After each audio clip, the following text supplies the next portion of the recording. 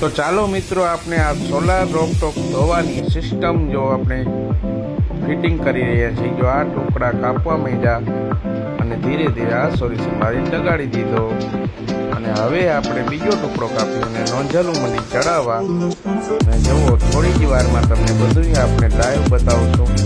જુઓ ધીરે ધીરે પેનલનું ફિટિંગ થઈ ગયું છે, નોંઝલું લગાવવા લાગી રહી છે અને આ ટેપરો ટેપ મારીને ટાઈટ કરી દીધી, દોરાને ટેપરો મારી સીધી નોંઝલું લાગવા લાગી। આ ટેબલે ચડ્યા આપણે અને મહિના ફિટિંગ કરવા આ કરાવી દીધો, આખું ઉપરથી ભાઈ કરી રહ્યા છે ફિટિંગ।